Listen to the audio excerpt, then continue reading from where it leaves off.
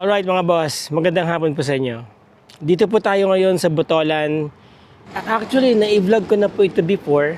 So, pangatlong vlog ko na to. This time, price drop po ito. So, yung mga nakapanood niyan will remember this.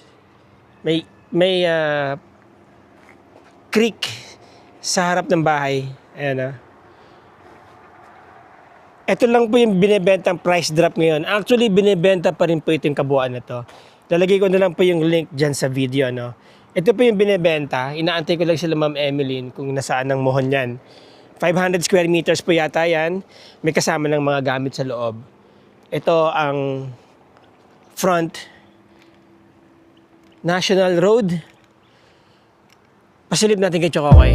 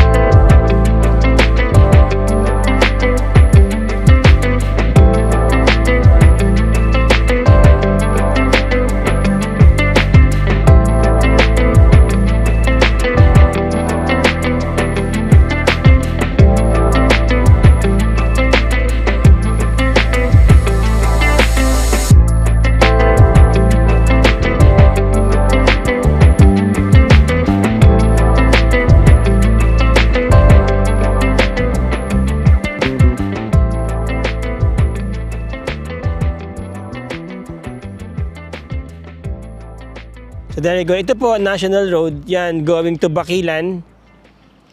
All the way, going to Pinatubo. Pag pupunta kayo ng Pinatubo, pwede rin pong dumaan dyan. Yun nga lang, dadaan kayo sa adventure terrain. Ano po? Yan yung tinadaanan ng mga 4-wheel drive papuntang Mount Pinatubo. Tapos, ito, paglagpas po ng parang malaking pergola na yan, dyan po naman ginanap yung Asian Jamboree ng mga Boy Scout. Dito, may kalsada dyan papasok. Isa pong sikat na resort, na river resort dito. Ito po kasi yung kainumayan eh. Napakaganda rin ng ilog niyan, ano? Napakaganda rin ng resort na yan. Dito, meron ding maliit na resort, pero maganda kasi yung tubig na dumadaloy dyan, yung tubig din na dumadaloy dito sa Kainumayan, talagang crystal clear. Maganda ang riverbed dahil po hindi siya murky, talagang malinaw. So hindi na tayo papasok diyan. So what I'm trying to say here is may potential itong property, 'di ba? Pwede niyo itong pang Airbnb, jump off point papuntang Mount Pinatubo, papunta sa mga trail diyan. Kasi eventually may mga nagbubukas na po dito mga tourist spots all the way hanggang doon sa sa dulo po. Anyway, ito po yung house. Meron po itong sariling gate actually. So to tell you the truth, may mga kailangan pang tambakan dito, kung sakasakaling hindi ito yung magiging pinaka-access. But I think ito na yata talaga yung access niya. Itong gate na to. Mamaya malalaman natin yan kay Ma'am Emeline. Ito yan. Pati yung muhon.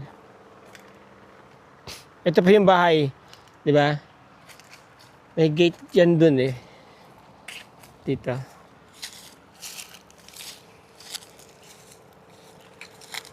Mga about 5 years pa lang yata itong bahay na to. Ito. May dog house dito. Sarado, baka wala yung dog. Ito, may gate po dito yan. Pedestrian gate nga lang. Tapos dito sa harap, mga boss,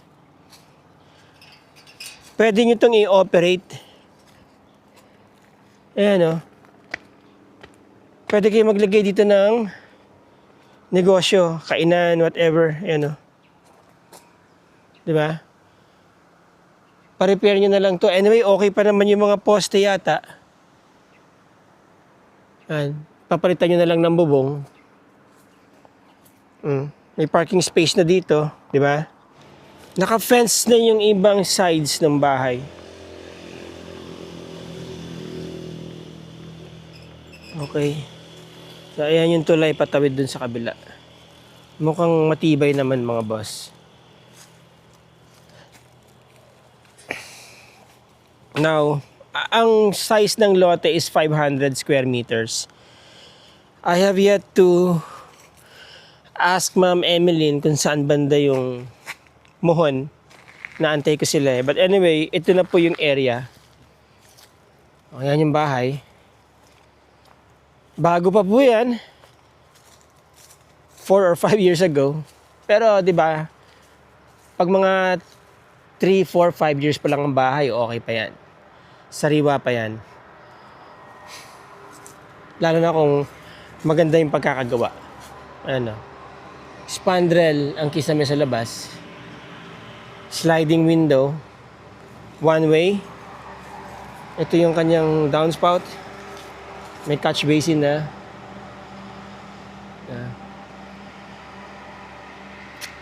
Dito may pwede kang gawing lanay, lagyan mo lang ng bubong yan. Plant box. Sliding door din. Maluwag yung iyong ito, pwedeng garahe nyo to or pa-landscape nyo pa yan. Dito yata yung boundary. Now, I'm not sure kung pwedeng gamiting access to later on kasi binebenta rin tong kabilang property. Kung ano yung magiging usapan dito sa vehicular gate. Alright? Tanong natin si Ma'am Emeline mamaya. Meron siya mga picture window. Tama ba ako? Picture window daw tawag dyan yung hindi nabubuksan. Basta fix lang siyang ganyan para maganda na additional light sa loob ng kwarto. Kwarto po yata yan Okay. Ito yung septic tank nila. And I'm not also sure kung kasama tong pump room dito. Kung nakatayo pa yan dito sa loob ng boundary ng property. But I think it is. Yan.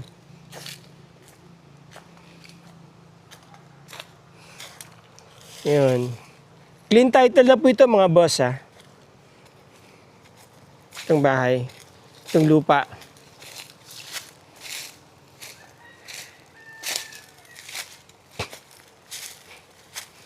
Yan.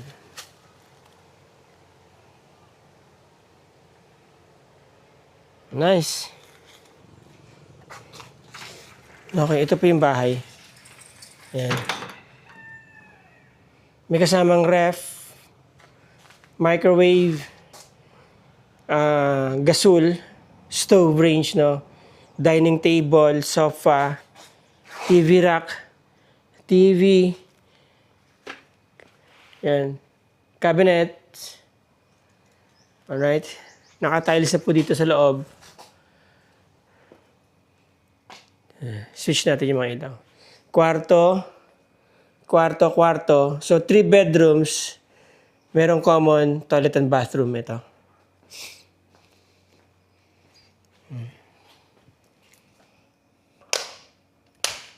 Yan.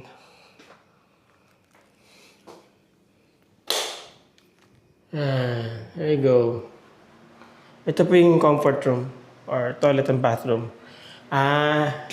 Nandito pala sa toilet and bathroom yung yung picture window. Yan. Para nakakailang umihi, no? Pero okay lang, hindi ka naman makikita sa loob eh. Alright. Yan. Exhaust fan. Exhaust fan, gumagana. Pwede kayo maglagay ng hot shower, di ba? Pa-install dyan, meron ng naka-reading saksakan ng outlet para sa kuryente. Ito, ganun din. Okay? Nakalubog po itong CR. Yan, di ba? Para hindi lumabas ang tubig. Alright. Dining area. Kitchen. Another room dito. Yan. May built-in cabinet na rin. Okay? May dalawa pang kwarto dito. So, very ideal for, Airbnb or vacation house ninyo sa Zambales, dito sa Botolan. May mga kasama na pong kama, cabinet, may magagamit na kayo, Yan na yung National Road. Alright. Another room here. Yan.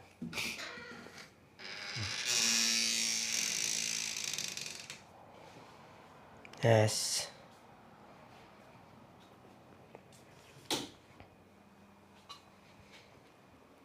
Okay. Okay, nandito si Ma'am Emeline. Hello po. Yan, inaantay namin. Kasabi ko inaantay ka namin Ayun po ng mga viewers. Ito yung muhon, Ma'am. Ng 500 per meter. Oo, tapos diretso doon po yan, ayun, Lakad po tayo. Okay, ito yung baha, ito yung pump room. So, pasok po yung pump room at saka itong bomba. So, hanggang doon, simula doon sa bakod na yan, diretso.